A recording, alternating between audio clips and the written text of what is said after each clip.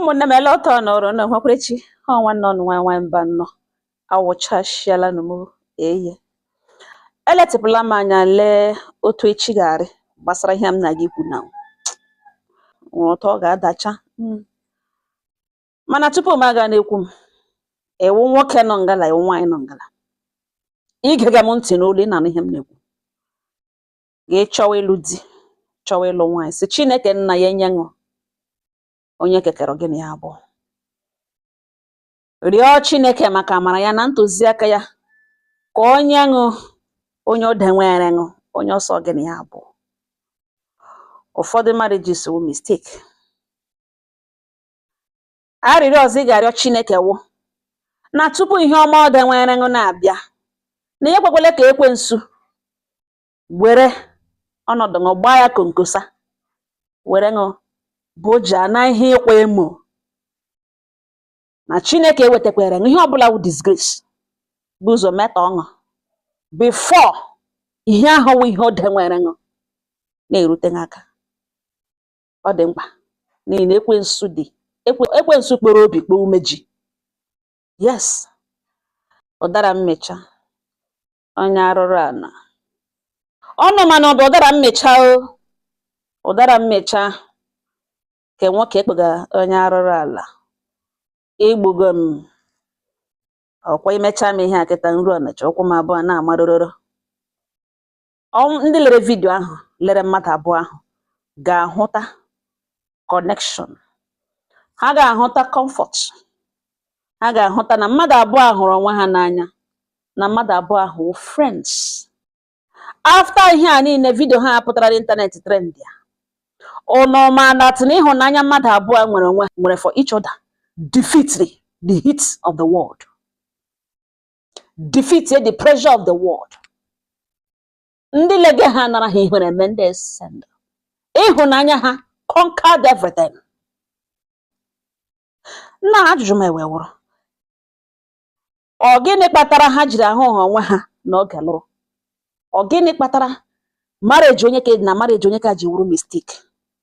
Ekwensu eruru ha gbaa ha ọtọ n'ịntanetị mejụsa ha oyi before ọ na-anọ na ha na-aga ịlụ invitation card ha apụtala na mmadụ abụọ na-aga ịgba akwụkwọ.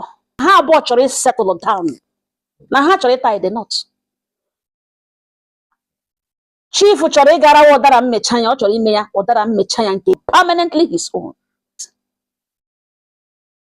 Ndị lere vidio ahụ ọwụ ụwa megere nara ha ihere na-eme mmadụ abụọ send ịhụnanya ha nwere for each other conquered every disgrace, every shame, everything. That singular act nwere ike send other people to depression or to commit mkpegbu enwe. Ha abụọ na-abụchere nwaanyị emecha grant interview send finally chief agalagị ọ na-aga ịlụ ụdara mmecha ya. Now that's not the case. Ha ga-alụ nọ eventually ha ga-amụ nwa. Yes, ụmụ ha ga-etolite bịa lee vidio nakwa nne ụmụaka na-ele nne ụmụ ha ga-abịa lewenụ mama ha na papa ha ebe a kpọrọ ụdara mmecha ihe mere na before ha alụọ abịa okwu okwu ịmụ ha. Ọ ya future ahụ m na-ele anya na ọkwa ha mụda nwa ugbu a ga-enwe ihe ọzọ ndị agbata obi ga-enye ya ụmụ ya once a ga-letere na ewere vidio ụmụaka ahụ nwee access to that video send wara ha elewana nne ha na nna ha ụdara mmecha na chief na ụdara mmecha ya. Mgbe ha nwere ụdịka ịhụnanya nọ ọ gịnị mere ha ji nweta onwe ha ebe ha nweteburu onwe ha? Biko gị chọwa ịlụ di chọwa ịlụ nwaanyị chọọ iru Chineke tinye n'ekpere nwekwe ndidi. Ọ bụghị nwoke zoro ego n'ihu ile nwoke ahụ na uhuru na ọ gbanye like ya gị kwete maka ego ị ga lụọ ya.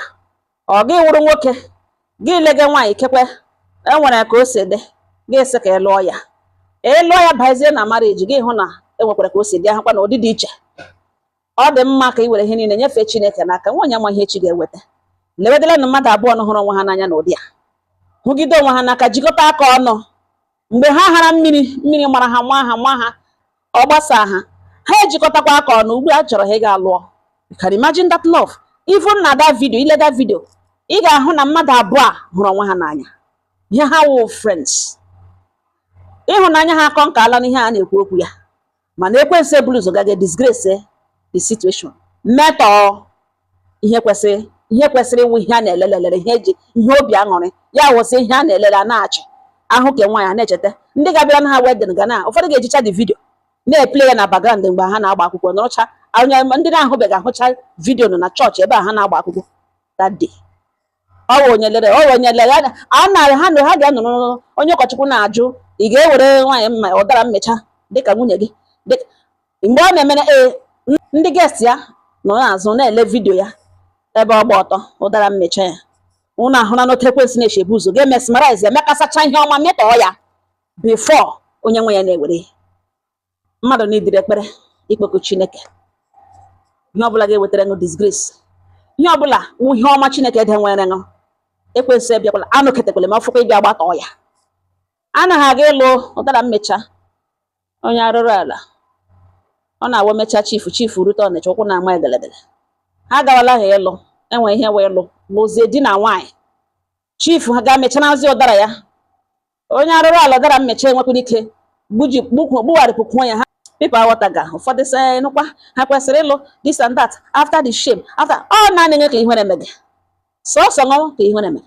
Ịhụnanya ndị a nwere n'ime ha ma ha ama ma inwe ihere omege ṅụ ma enwere ihe ịkọ ka ha achọghị ịma n'ime ọnwa ha ọwa otu mbịa na-enwe ihe ahụrụ ugbu anya na-agba ọbara gwara onye ọbụla ị na-ahụ na n'ebe a gaga ugbu a na ọ magbukwara onwe ya na this man metọrọ this woman gaga ịlụ ya ya du ha alakpuru ụdara mmecha onye arụrụ ala chief ha alakpuru n'obiọma.